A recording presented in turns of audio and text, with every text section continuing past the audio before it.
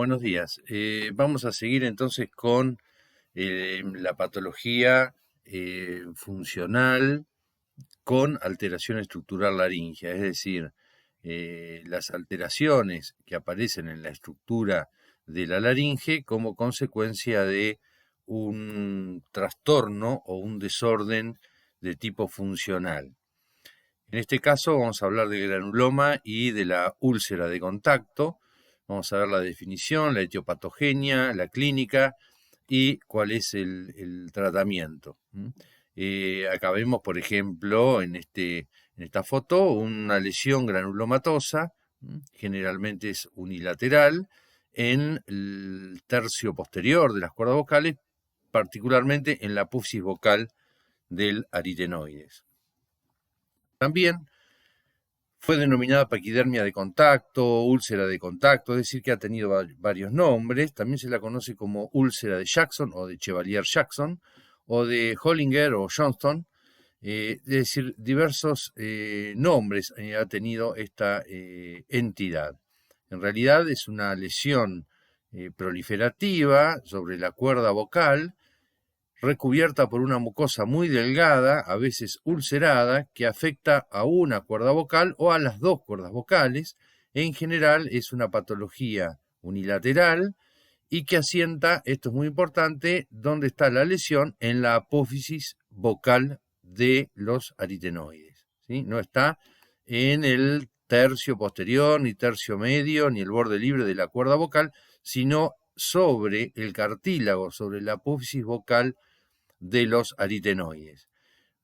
Ya vamos a ver que podemos tener de un lado una lesión granulomatosa, proliferativa, redondeada o forma de pólipo, y del otro lado una úlcera, o puede haber dos úlceras, siempre localizadas en las apófisis vocales de los aritenoides. Algunos, como Virchow, la describió como paquidermia laringea. En realidad, paquidermia laringea es un tipo de laringitis crónica donde hay un engrosamiento de todo el epitelio, sobre todo de ambos tercios posteriores de las cuerdas vocales, lo que le da el aspecto de patas de elefante, por eso que se llama paquidermia. En el caso del granuloma, es una masa polipoide. Polipoide quiere decir que tiene forma de pólipo. No es un pólipo, sino que tiene forma de pólipo redondeada. Está formada por un tejido de granulación. Esto quiere decir que está constituido por células inflamatorias crónicas, es decir, hay fibroblastos, vasos capilares y este infiltrado entonces celular inflamatorio de tipo crónico. Esta lesión está en la mucosa, pero llega hasta el pericondrio de la apófisis vocal y está recubierta por este material de granulación. Es una formación redondeada. Ese es el granuloma. Acá la mucosa es muy delgada y a nivel de la apófisis vocal del aritenoides tenemos la mucosa y después ya viene la apófisis vocal, que es cartílago, con lo que recubre ese cartílago, que es el pericondrio, que es lo que nutre al cartílago. Entonces tenemos, si hablamos en un inicio de los granulomas, porque dijimos que podemos tener una lesión granulomatosa en una apófisis vocal y del otro lado podemos tener una úlcera que coincide con la forma del granuloma. Esto de impactar en la otra apófisis vocal produce en el lado opuesto una úlcera. En algunos casos puede empezar como úlceras bilaterales, como vamos a ver ahora.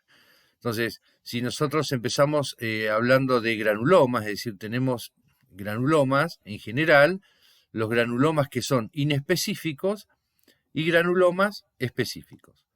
Los granulomas inespecíficos se llaman a lesiones pseudotumorales, porque no es un tumor, es un pseudotumor, que son producidas como reacción, entonces, a un trauma. Es decir, es la reacción que hace la mucosa, que hace el tejido ante un trauma. Hay 4 tipos de diferentes de granulomas inespecíficos, teniendo en cuenta un poco cuál es el trauma que ocurre sobre la mucosa. En el caso que nos toca hoy son los granulomas de contacto, donde el trauma es fundamentalmente vocal, por abusos vocales o excesos vocales, ¿sí? Ese sería el trauma en este caso. En el caso de los granulomas posintubación, son pacientes que han estado intubados con asistencia respiratoria mecánica durante un tiempo prolongado, o cirugías prolongadas de más de 8 horas. Entonces el tubo orotraqueal de ventilación se apoya en esta zona y en la zona posterior de la glotis, se apoya en los aritenoides, se apoya en la cuerda vocal, en el espacio interaritenoideo, y va a producir entonces lesiones por decúbito, que se llaman, es decir, al estar apoyado, produce una lesión de tipo vascular, y después, como reacción a esa alteración vascular, se forma el granuloma. Esos serían los granulomas posintubación. Después tenemos los granulomas posquirúrgicos y posinyección. Los posquirúrgicos, como este que está acá, después de alguna cirugía, laringea, una microcirugía o cirugía láser, pueden aparecer como una reacción de tipo cicatrizal algunos granulomas. Y los granulomas postinyección hace referencia un poco a las inyecciones con teflón para medializar la cuerda vocal en caso de las parálisis, pero bueno, que ya un poco ya no se utiliza por ser un material irreabsorbible y que justamente da ese tipo de lesiones granulomatosas con el tiempo. Ahora un poco se utiliza lo que es el ácido hialurónico o cirugías de medialización.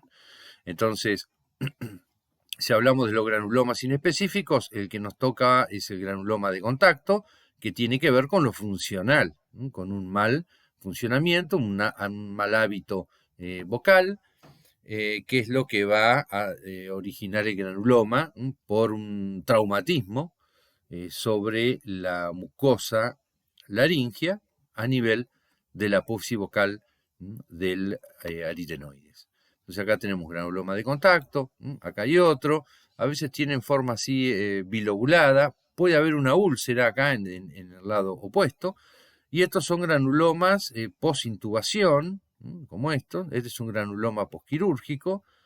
Ya los granulomas posintubación vemos que pueden ser bilaterales, pueden estar localizados en el espacio interaritenoideo, pueden estar en el tercio posterior de la cuerda vocal, es decir, no puntualmente en la apófisis vocal del aritenoide, sino que están ubicados en otro sector y pueden ser entonces bilaterales. Como vemos acá, la cara interna del aritenoides, este es el cartílago aritenoideo, este es el cricoides, esta es la placa cricoidea, esto es posterior, este es el arco cricoideo anterior, esta es la articulación cricoaritenoidea, el aritenoides que tiene la apófisis vocal y la apófisis muscular. Acá está la apófisis vocal donde se inserta el músculo vocal o el músculo tiroaritenoideo y cubierto por esto que es la mucosa. Entonces tenemos la mucosa y enseguida acá está el cartílago cubierto por el pericondrio. Entonces, esta es una zona particular porque solo existe la capa mucosa sobre el pericondrio del cartílago. De manera tal que una lesión en la capa mucosa deja enseguida al descubierto al cartílago, el cual va a reaccionar y se va a formar un tejido de granulación para cicatrizar, ¿no? Para intentar cubrir esta zona traumatizada. La persistencia entonces de esta irritación y este trauma, es decir, que esto no se hace de un día para el otro, sino que lleva un tiempo. Esa persistencia en irritación y el trauma van a determinar entonces la formación del granuloma. Este es una laringe, un preparado anatómico. Acá vemos la epiglotis, acá está la cuerda vocal verdadera, esta es la falsa cuerda vocal, este es un corte sagital. Sagital sería vertical, que pasa por la línea media. Entonces acá está la epiglotis, la cuerda vocal verdadera, esta es la falsa cuerda vocal, el ventrículo de Morgagni, acá está el aritenoides, y a este nivel es donde se produce la lesión, donde se produce el granuloma o la úlcera de contacto. Es decir, es muy importante la localización para darnos cuenta que esto tiene un origen funcional, localizado entonces, repito, en la apófisis vocal del aritenoides. Con respecto a la epidemiología, vemos que es más frecuente entonces en el sexo masculino, entre los 30 y 60 años de edad, es raro en personas más jóvenes. Hay antecedentes de hábitos tóxicos, hábitos tabáquicos, el alcohol, y esto es antecedentes de abusos vocales, ¿sí? Esto sería un poco el origen del proceso, si bien se ha visto también reflujo gastroesofágico, como vamos a ver en esta patología, cómo actúa entonces el reflujo gastroesofágico, que hoy por hoy se le da mucha importancia en determinadas patologías laringias o en la aparición de algunas patologías como un factor, actuaría como un factor predisponente, ¿no? Como un irritante. Entonces, sobre una mucosa que ya está irritada, tenemos abusos vocales, ataques vocales bruscos, demasiada intensidad al inicio de la emisión vocal, las apófisis vocales golpean una contra otra, la mucosa ya está inflamada por reflujo, y esto obviamente favorece la aparición de estos granulomas. También aparece obviamente en profesionales de la voz, en los que hacen uso profesional de la voz, que utilizan la voz de mando, que gritan o que tienen a veces una personalidad de tipo enérgico. Entonces, como ven acá, hay algunos factores predisponentes, sobre todo esto el reflujo, que lo vimos también como uno de los factores importantes en la aparición de los nódulos. Como decía recién, en cuanto a la fisiopatología, estos pacientes tienen un abuso vocal, ataque duro, un ataque vocal con demasiada intensidad o explosivo, o gritan, pero el hecho es que ponen demasiada intensidad al inicio de la emisión vocal, por lo que chocan entonces bruscamente ambas apófisis vocales del aritenoides, produciendo necrosis o lesionando, ¿sí?, la mucosa, dejando el cartílago expuesto, denudado. En algunos casos puede producir hasta lesiones del mismo cartílago.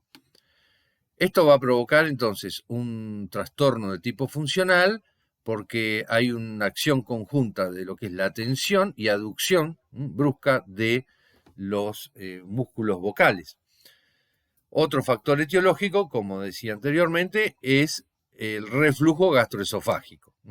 Actuaría entonces el reflujo gastroesofágico, en realidad es faringolaringio, pero bueno, en general decimos reflujo gastroesofágico, pero el reflujo llega hasta la laringe, o faringolaringio.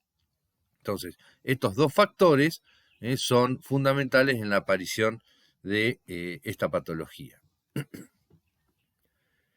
Ahí, entonces, a consecuencia de esta irritación, va a ocurrir, obviamente, una respuesta inflamatoria para tratar de regenerar ese sector que está lesionado. Esta respuesta regenerativa es exagerada y obviamente surge como la aparición, como consecuencia entonces de la lesión de la mucosa, la isquemia, es decir, la falta de irrigación, el traumatismo, que dijimos principalmente vocal o químico por el reflujo, y donde ocurre en la cara interna de los aritenoides. En los granulomas de contacto, clásicamente se había considerado, según Jackson y Chevalier y Jackson, se consideraba entonces que la génesis o el origen era debido a un abuso vocal con una hiperfunción cordal. Que está bien, es decir, hay un exceso, un abuso vocal, como decía anteriormente, un ataque vocal brusco o duro, por el cual el aritenoide, como está la flecha acá, va a rotar, va a ir la apófisis vocal hacia la línea media, se va a producir la aducción cordal, y esta apófisis vocal va a chocar bruscamente con la otra apófisis vocal. Entonces, consecuencia del abuso vocal, hay un trauma vocal. Como está acá, los aritenoides están bien aplicados uno contra el otro, acá a este nivel, una hipertensión de la musculatura laringea. Eso por un lado, pero a partir de trabajos de Launty y Cherry, determinan que más o menos entre un 30 y un 60% de los pacientes presentan además reflujo gastroesofágico. ¿Qué ocurre? El reflujo gastroesofágico va a acidificar la mucosa laringea, la va a dejar más frágil, va a fragilizar la mucosa, entonces favorece la erosión, la lesión de la mucosa, consecuencia del trauma vocal. Y ahí va a aparecer entonces el granuloma o la úlcera o ambos. Dijimos que puede aparecer el granuloma en una cuerda vocal, la úlcera en la otra, o úlcera en forma bilateral. ¿Cómo es la clínica, la semiología de estos pacientes? El síntoma es la difonía, una difonía acústicamente, que era, de acuerdo como nosotros la escuchamos, espasmódica, una difonía espasmódica. Va a haber descenso, una voz mucho más grave, por lo tanto la frecuencia fundamental va a estar descendida, va a haber alteración del timbre, que va a ser rugoso y soplado, dificultades en la afinación. La intensidad, una vez que está formado ya el granuloma o tiene la úlcera, va a estar disminuida, no va a ser una voz potente, va a tener un tiempo de fonación muy corto, con incoordinación fonorrespiratoria y fatiga vocal, y lo característico es esto, que es el ataque vocal brusco. Esto es un esquema que ya lo habíamos visto, que es el efecto vocal de Kaiser, que si nosotros mantenemos la frecuencia de emisión, analizamos las variaciones que ocurren en la intensidad vocal durante la emisión sin variar la frecuencia. Entonces, vemos como la intensidad, lo normal es que la intensidad empieza a aumentar lentamente, se mantiene y después desciende hacia la filatura. Esto se llamaba ataque vocal, que es hasta que empieza el cuerpo, hasta que se forma la meseta, y después cuando empieza a descender, esto es la filatura o parte final de la emisión. Este es el inicio de la emisión. En estos casos, la curva no va a subir así, sino que viene de acá, desde arriba, con una intensidad muy alta, al inicio se mantiene y después decae. Eso hace que una apófisis vocal del aritenoide golpee contra la otra, produciendo el trauma y la lesión de la mucosa, una mucosa que ya está inflamada, que ya está lesionada por reflujo faringolaríngeo, y después que se produce esta inflamación, esta lesión, el intento de reparación hace lo que se forme, el intento de reparación en forma exagerada, hace lo que se forme entonces el granuloma. Estos pacientes pueden presentar otros síntomas, además de la difonía, como es el carraspeo permanente, tos. ¿Sí? El carraspeo en realidad es por la sensación de cuerpo extraño, siente que tiene algo pegado en la hipofaringe, entonces los obliga a carraspear en forma reiterada. Pueden tener tos, una tos crónica. Disnea es más raro, salvo que sea un granuloma que aumente de tamaño por alguna circunstancia, por inflamación, por edema o por refuerzos vocales continuos, pero en general es raro que dé disnea. Si tiene disnea, generalmente hay que sospechar otro tipo de patología u otro tipo de localización del granuloma, que en esos casos no sería un granuloma de contacto. Por ejemplo, puede ser alguna estenosis subglótica o alguna estrechez traqueal. En algunos casos pueden tener, como tienen tos, se puede lastimar la mucosa y pueden expectorar con sangre, es decir, pueden tener una expectoración hemoptoica. Es decir, es moco o secreción con hilitos de sangre. No es sangre totalmente, no es una hemoptisis, sino es una expectoración hemoptoica. Moco con un poquito de sangre. Puede haber también dolor en la fonación, dolor palpatorio también en el cuello, en algunos casos deglutorio, y todo esto un poco también relacionado con situaciones de estrés y de tensión emocional.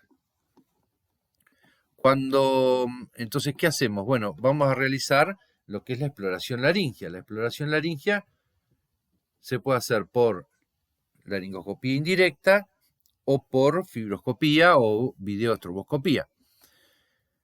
Entonces, en la exploración laringea en general con una fibroscopía, el granuloma, ¿qué vemos? Un granuloma, una lesión así, polipoidea, redonda, ¿sí? Polipoidea, blanda, unilateral, y en el lado contrario podemos tener una reacción por contacto. Esto al golpear en la otra apófisis vocal puede ser desde un edema, como dos labios de edema que toman la forma convexa que tiene acá este lado cóncavo, ¿no?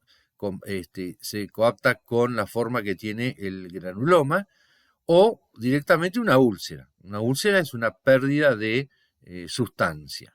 Miren acá cómo está el granuloma, ¿sí? En este caso tiene la formita de la apófisis vocal del aritenoides opuesto. Acá hay otro y acá hay otro. Entonces es unilateral, localizado en el sector posterior glótico y puntualmente en la apófisis vocal del aritenoides. De todas maneras, el examen es muy variado según el estadio evolutivo de la lesión. Podemos ver una masa esférica sobre la apófisis vocal, como estas, de un lado, en simetría con el otro lado, pero de menor volumen. Es decir, que del otro lado puede haber también ese edema o apenas una lesión similar, pero de menor volumen. Pero en general es unilateral. Una lesión redonda, blanca, como acá, o rojiza. Una lesión redonda, blanca o rojiza, pseudopolipoidea, que parece un pólipo, pero recuerden que los pólipos funcionales, que tienen un origen funcional, aparecen en el sector medio, en el sector anterior de las cuerdas vocales, en este sector, y también son unilaterales. Puede aparecer entonces también lesiones ulceradas. A veces la masa puede aparecer como bilobulada, como acá, como bilobulada. Puede haber una lesión ulcerada de un lado, es decir, por eso se llama granuloma y úlcera de contacto, pero también puede haber úlcera de los dos lados. Esta forma se puede corresponder a la etapa de formación, cuando está en formación el granuloma, o la última etapa de curación, depende eso del tiempo de evolución. ¿Qué vamos a ver también? Un defecto, obviamente, del cierre glótico en fonación, porque esto al contactar sobre la otra apófisis vocal va a dejar un defecto anterior, un defecto en el cierre glótico en el sector medio y en el sector anterior de las cuerdas vocales, es decir, va a quedar un hiatus. Acá vemos entonces una fibroscopía, donde se ven las cuerdas vocales, la cuerda vocal derecha, cuerda vocal izquierda y la lesión, el granuloma, ¿sí? Acá en la apófisis vocal del aritenoides, ¿sí? Esta es la glotis, allá se ve la tráquea, estas son las falsas cuerdas vocales, y ahí está entonces ahí la lesión granulomatosa. Otro estudio que podemos realizar, además de la videofibroscopía laringea, es la videolaringoestroboscopía, que ya la conocen, que vamos a ver una masa, ¿sí? Que bascula, es decir, que se mueve, siguiendo los movimientos y los flujos respiratorios, de eso de acuerdo al tamaño también, en función a su tamaño, y que va a interferir obviamente en el cierre glótico y en la vibración de las cuerdas vocales, que se cierran dorsalmente a este nivel y permanece en una hendidura relajada ventral, es decir, que contacta en este sector y va a contactar con demasiada energía por el ataque vocal bruscos que presentan y la hipertonía a este nivel, y va a quedar acá un hiatus. Como esto también, el granuloma se interpone, queda una abertura, una hendidura ventral. ¿Sí? Entonces en fonación ven cómo queda este espacio, ¿sí? Este hiatus. Y acá está el granuloma, y esta es la estroboscopía. Ven cómo acá está el granuloma, queda, y la cuerda vocal, obviamente la onda mucosa está disminuida, pero ven cómo queda un espacio, acá no hay un buen contacto porque se interpone, obviamente. Ahí está, ven que queda esto abierto, no contacta bien un borde con el otro, se interpone, vamos a poner de nuevo, el granuloma, contacta en la otra apófisis vocal, y queda entonces, la onda mucosa es de muchísima menor amplitud, debido a esta lesión.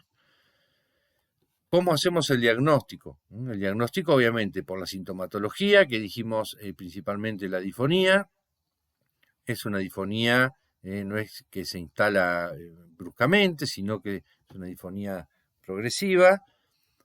Por los síntomas asociados, la evaluación laringoscópica, utilizando entonces el fibroscopio o la videoestroboscopía, y en algunos casos necesitamos de la histopatología, es decir, a veces cuando hay lesiones que se presentan dudas si realmente es un granuloma de origen funcional o es otro tipo de granuloma, en esos casos es necesario resecar la lesión y hacer un estudio por anatomía patológica a ver qué tipo de tejido es. Ahora, cuando nosotros pensamos, bueno, es un granuloma post-intubación o puede ser otro tipo de granuloma. Entonces ahí tenemos los granulomas inespecíficos, como ya vimos, el post-intubación y el post-quirúrgico. En general, el principal diagnóstico diferencial hay que hacerlo con el granuloma post-intubación. Granuloma post-intubación en general, como acá, o estos, suelen ser bilaterales, suelen estar localizados sobre la cuerda vocal, el tercio posterior de la cuerda vocal, o en el espacio interaritenoideo, no puntualmente en la apófisis vocal, como está acá del aritenoide. Pueden tener una localización más alta, o incluso pueden aparecer en la región subglótica o traqueal. Pero bueno, está el antecedente de una cirugía cardiovascular o una cirugía de mayor a 8 horas, donde el paciente estuvo entonces con intubación orotraqueal un tiempo prolongado, o el antecedente de alguna internación en una terapia intensiva con asistencia respiratoria mecánica. Lo mismo que los posquirúrgicos como este, está el antecedente, que surge en el interrogatorio, de cirugías previas laríngeas. Después están los granulomas específicos. En este caso pueden ser infecciosos y no infecciosos. Dentro de los infecciosos tenemos la tuberculosis, la sífilis, lepra, leishmaniasis, que es una parasitosis, la actinomicosis. Acá vemos, por ejemplo, la tuberculosis. Como ven, en general, en estas afecciones, no solo hay compromiso de la laringe, sino también en algunas hay compromiso, obviamente, pulmonar, como el resto de la vía aérea superior. Hay compromiso, por ejemplo, de las fosas nasales, de la faringe, de la cavidad bucal, y en algunas también hay compromiso otológico. Es decir, que no es nada más que la lesión a nivel laringio. Entonces, acá tenemos una tuberculosis y en el caso una leishmaniasis con lesiones también granulomatosas. Como ven, no son lesiones únicas, sino que son lesiones múltiples. Hay una inflamación difusa de toda la laringe con múltiples lesiones granulomatosas. Y dentro de los no infecciosos tenemos, por ejemplo, la enfermedad de Wegener, la vasculitis de Wegener, el pénfigo, el lupus, amiloidosis, la sarcoidosis. Acá tenemos, por ejemplo, en Wegener, hay lesiones también granulomatosas, aunque generalmente el compromiso es más a nivel de subglotis. Y la amiloidosis, con también lesiones granulomatosas, pero son lesiones ya múltiples. Por lo tanto, generalmente al examen no es tan complejo el diagnóstico diferencial. Sí, en algunos casos se pueden plantear dudas, por ejemplo, con otras entidades puntuales, como puede ser el cáncer de laringe o la papilomatosis laringea. Este es un cáncer de laringe, pero ven que ya tiene compromiso no solo de la apófisis vocal, sino que del resto de la cuerda vocal. Son lesiones con bordes anfractuosos, a veces queratinizadas, este color blanquecino. En algunos casos pueden producir fijación, la cuerda vocal no se mueve, o este tipo de lesión. Estos no son granulomas, sino que ven que son los bordes todos, en este caso, espiculados. En estos casos, bueno, se impone una conducta quirúrgica, una resección de la lesión, una biopsia para hacer un estudio histopatológico. Después tenemos la papilomatosis laringea, que en general son múltiples lesiones, verrugosas, mamelonadas, como esta, que no están nada más que en la apófisis vocal, sino que también invade sobre la cuerda vocal, pero es raro que sean lesiones únicas, lo más común es que sean lesiones múltiples y que también pueden comprometer lo que es la supraglotis a nivel de bandas ventriculares o espacio interaritenoideo, como acá vemos varias lesiones, o en esta también, que hay varias lesiones. Con respecto a la evolución, entonces la evolución natural, el granuloma se empieza a recubrir por un tejido cicatrizal y adquiere una cubierta entonces epitelial. Este epitelio se va engrosando, es decir, fuertemente engrosado, lo que hace que aumente de tamaño, forma como un labio o una concavidad para proteger la apófisis vocal del efecto de martillo durante la fonación, como veíamos en esa imagen, que parecía lobulado y que tenía incluso la forma de la apófisis vocal del lado opuesto. Le hace una marca sobre el granuloma. En otros casos, el granuloma hace una úlcera en la otra apófisis vocal. Otra posible evolución es que se transforme en una paquidermia, más raro, que es todo un engrosamiento de ambos tercios posteriores de las cuerdas vocales. Hay granulomas que permanecen años e incluso pueden recidivar. Por el contrario, otros casos aparecen desde un principio como una formación de tipo callo cicatrizal sin que se haya podido apreciar en ellos un estadio agudo de granuloma. Con respecto al tratamiento, hay varias opciones. En general, se efectúa la resección del granuloma, pero hay que hacer tratamiento entonces de reflujo, obviamente, tratamiento con antiácidos, diversos tipos de antiácidos, y reposo vocal. Y la fase de reeducación, ¿no? La fase de reeducación se puede instalar en este momento también, es decir, hacer el tratamiento de reeducación vocal, el reposo vocal, corregir el abuso, el sobreesfuerzo vocal, para evitar el traumatismo fonatorio de las cuerdas vocales. Además de esto, el tratamiento para el reflujo. En estos casos, bueno, lo ve el gastroenterólogo y habrá que hacer estudios complementarios, ¿no? Lo que él considere como para detectar si tiene reflujo gastroesofágico. De ser así, hay que tratarlo. También tenemos el tratamiento quirúrgico. Cuando el tratamiento médico no resuelve este proceso, o uno duda de la naturaleza benigna del caso, es decir, que uno duda si es un granuloma de contacto o es un papiloma o un carcinoma y necesitamos el diagnóstico histológico, una biopsia. Bueno, en esos casos efectuamos la microcirugía de laringe con la resección de la lesión. También si hay disnea, que es más raro, sobre todo lesiones grandes que pueden obstruir la glotis, pero esto ya es raro. Obviamente, si uno cuenta con láser de CO2, las ventajas técnicas son mayores, menos trauma de la mucosa, y si no se hace con microtijera.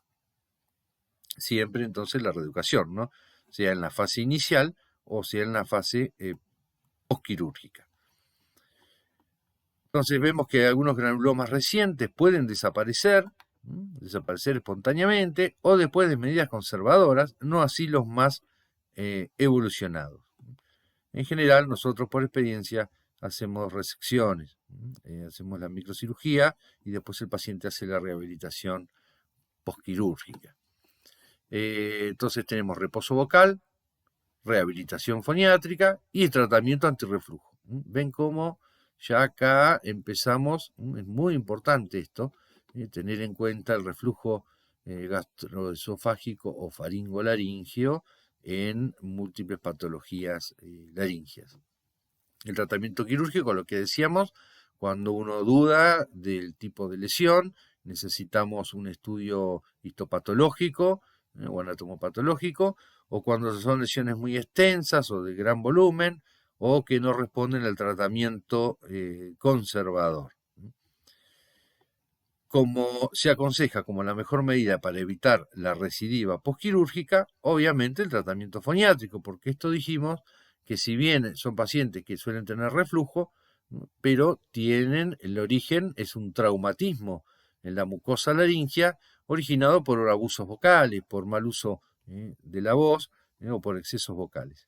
Y también podemos incluir el tratamiento psicoterapéutico. Entonces acá vemos un granuloma, ven cómo tiene una impronta acá de la apófisis vocal opuesta, es otro, y el tratamiento, si no es con láser, es con micropinza, microtijera, se reseca la lesión, después va a epitelizar, cubriendo el cartílago, la apófisis vocal que quedó denudada, y más o menos después de las 3 semanas se va a hacer una evaluación y ahí una vez que esto epitelizó, inicia entonces el tratamiento de rehabilitación fonodiológica. Como conclusiones, vamos a decir que la prevención entonces es primordial, evitar el abuso vocal, los irritantes y fundamentalmente tratar las afecciones por reflujo gastroesofágico. Esto obviamente lo va a evaluar el gastroenterólogo.